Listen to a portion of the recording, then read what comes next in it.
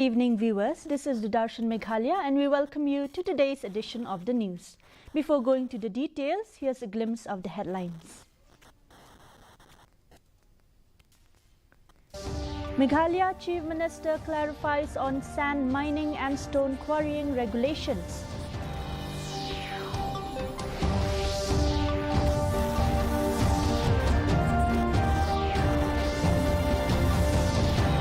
Meghalaya seeks NCTE exemption to boost teacher training.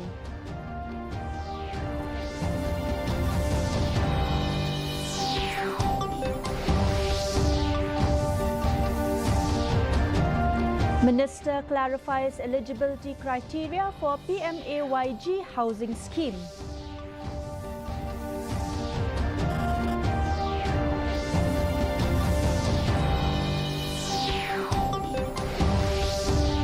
Meghalaya Chief Minister highlights 40% reduction in maternal mortality rate.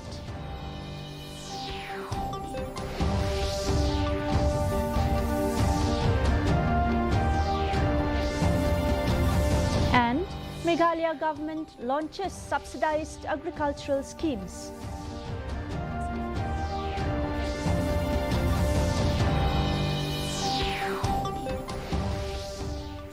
The news. In response to a question from Heaving Stone Kharpran, MLA of Mauringkaneng, Chief Minister Conrad Sangma clarified that the state government has not halted sand mining and stone quarrying in Meghalaya. He emphasized that these activities are regulated under the Meghalaya Minor Mineral Concession Rules 2016 and the Mines and Minerals Development and Regulation Act 1957.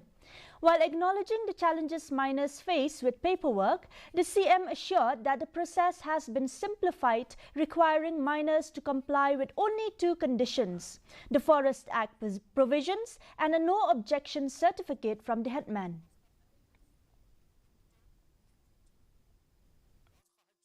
Basically, the miners themselves and their representatives. And two meetings were conducted by this particular committee. And recommendations have been put that the entire procedure for traditional quarry permits should be given, which should be made very simple and very easy. And based on that, sir, the committee has recommended that only few permits should be required, or few documents should be required. Number one is the forest clearance if the permit area falls under forest land, and a no objection certificate from the village headman certifying that the ownership and title of the land as claimed by the applicant is neither disputed nor under any litigation. Meghalaya Education Minister Rakam A. Sangma announced that the state government has requested exemptions from the National Council for Teacher Education, or NCTE, to expand the intake capacity for B.Ed and DL.Ed courses. The move aims to address the shortage of trained teachers and increase certification opportunities, especially for untrained teachers with practical experience.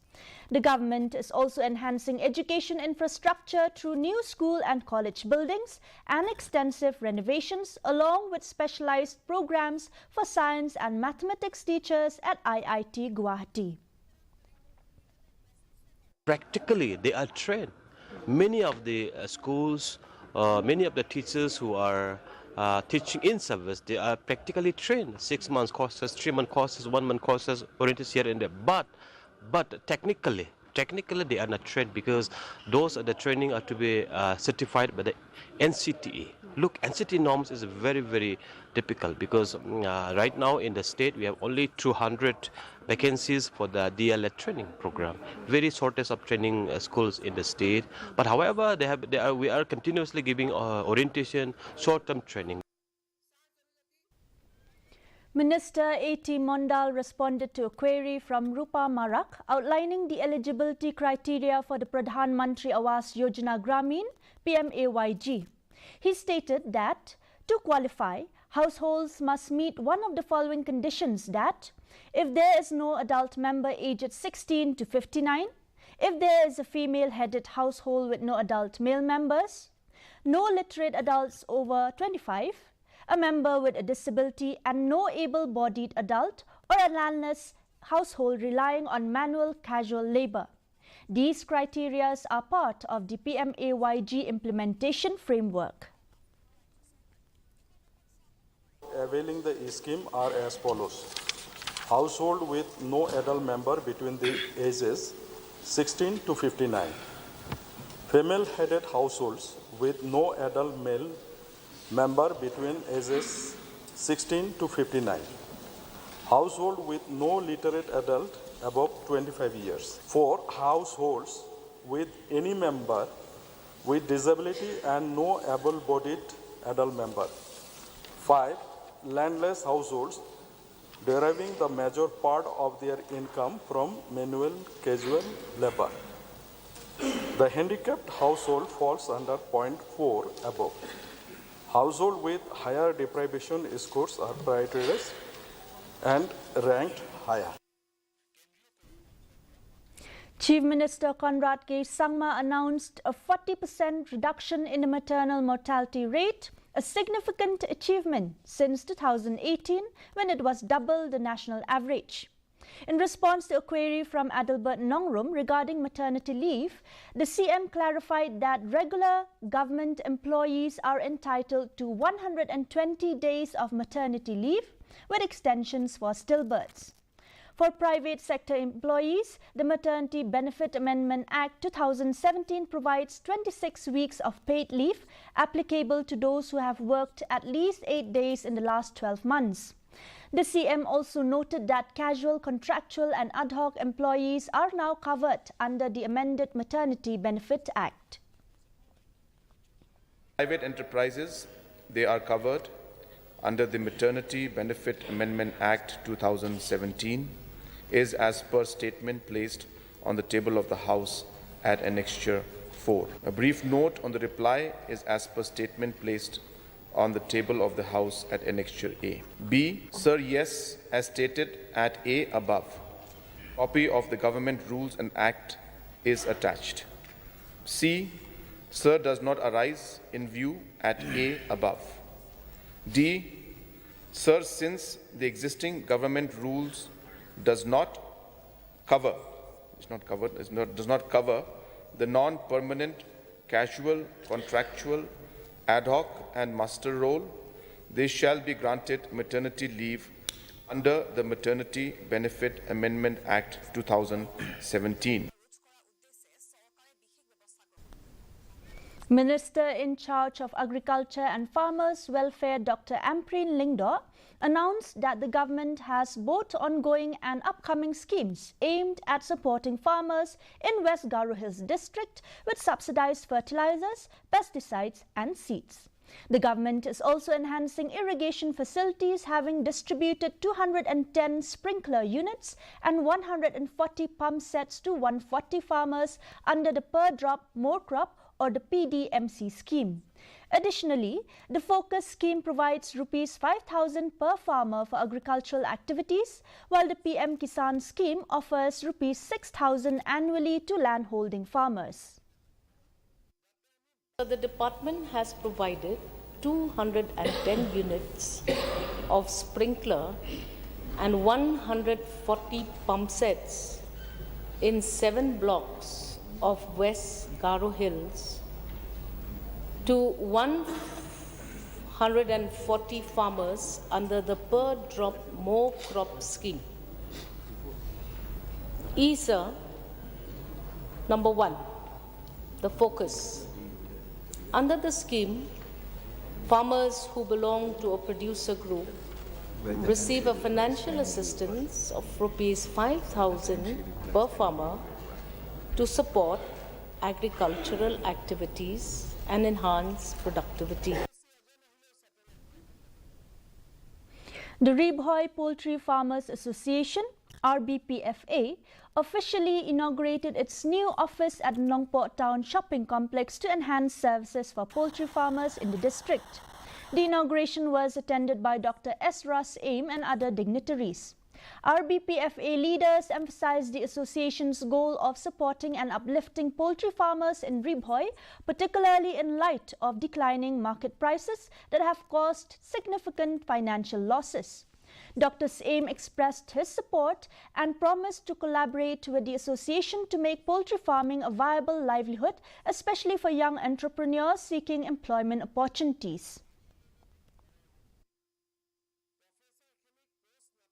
Lan ek jingpang ka ba thau ha gi breu de na de tang na ka daw ba ngim klem sem la ai ba gi antibiotic ha gi jingri gi jongi bat ngi ila shot do eki ha ka por ba klem pat de por namar ngai i don ki breu ki nori jingri ki sedang ai antibiotic ha shwa bandi gi serro te udawai barbor udang ne ba ha kamet jongi jingri dengan ai nuksa ba pitip ha udawai tetracycline te udawai tetracycline hakimasi unek dak kuno arpo arsi tila tapi ai dawai mdak singi pin oddo nalasai katu kamlang wabha. The District Social Welfare Officer Eastern West Khasi Hills, in collaboration with District Hub for Empowerment of Women and the One Stop Center, celebrated International Women's Day 2025 at BDO Hall, Mauthat Raishan, under the theme Accelerate Action. Dr. Eureka L. Maulong, principal of Sankardev College, emphasized the importance of women setting goals, especially in entrepreneurship, to foster a respectful society. The event also marked the 10th anniversary of the Beti Bachao Beti Padhao scheme and observed the Nasha Mukt Bharat Abhiyan with the theme Mothers Against Drugs, a family's first line of defense.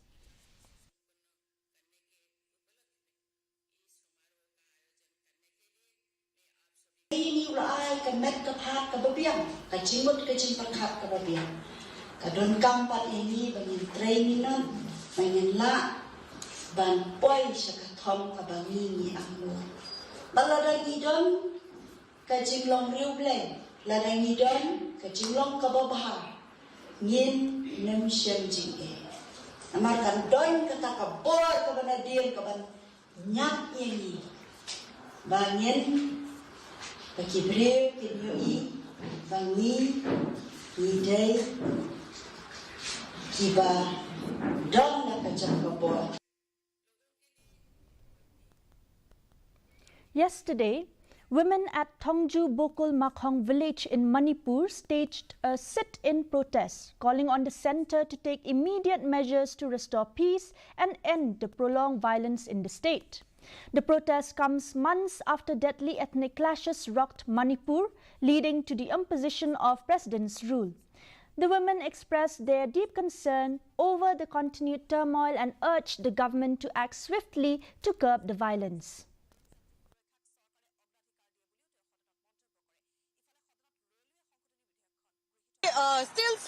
Still people suffering in every way. So I don't think maybe they have to take some actions or something, but it's not working. Still it's burning. Still suffering. People suffering, and those who stay in a relief camp, people still suffering. Farmers in Meghalaya are grappling with a steep 50% drop in broomstick prices, leaving them unable to support their families and pay for children's education. Pasturing Wells in Palut from Rambrai shared that the top quality broom now sells for just Rs 47 per kilogram compared to over 50 rupees in previous years. Despite promises from the government to buy crops when prices fall, no action has been taken, leaving farmers vulnerable as they sell quickly to avoid losses. The price drop is attributed to low demand, according to buyer Anil Kumar. Nama tu benda orang yang hiti kata nama gunung susar kantam kata hanya itu hanya ni mah nama ni jaka rugi di jaka kulit pekcang hajing dan jaka badan jaka tu kontal bila ada bunyi ada kasan atau kontal bidang lama ini hitam kepala jaka dari babun tidak seperti jaka ngindon di lajang kita si kontal atas betal banyak kali menjaga. Team India made history by winning the ICC Champions Trophy for a record third time, defeating New Zealand by 4 wickets in the final at the Dubai International Cricket Stadium. Chasing a target of 252, India secured victory with an over to spare. Rohit Sharma top scored with 76, while KL Rahul remained unbeaten on 34, and Ravindra Jadeja hit the winning shot. India's spinners, led by Varun Chakravarti and Kuldeep Yadav, were instrumental in dismissing key New Zealand batters. This victory adds to India's 2002 and 2013 Champions Trophy titles, marking their second ICC trophy in 2 years following their T20 World Cup triumph in 2024. And now for the weather report. First, let's take a look at the weather report in Tura. Minimum temperature was recorded at 19 degrees Celsius and maximum temperature 34 degrees Celsius. The relative humidity is 20%. Moving on to Shillong, 11 degrees Celsius of minimum temperature and 21.7 degrees Celsius of maximum temperature. Also 56% relative humidity was recorded today. Meanwhile, in Jowai, minimum temperature 13 degrees Celsius and maximum temperature 23 degrees Celsius were recorded. The relative humidity is 31%. And the forecast in Tura, Jowai and Shillong say that dry weather is likely to occur at most places. Before ending this news bulletin, let's have a quick look at the headlines once again. Meghalaya CM clarifies on sand mining and stone quarrying regulations.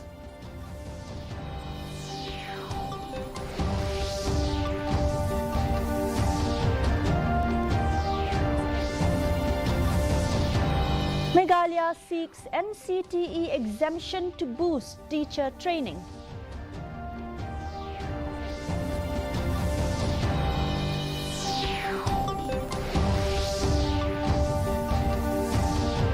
Minister clarifies eligibility criteria for PMAYG housing scheme.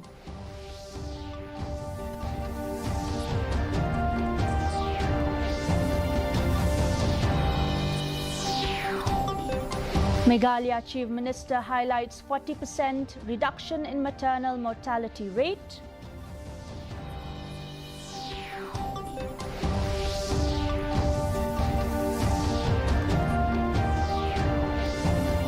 And Meghalaya government launches subsidized agricultural schemes.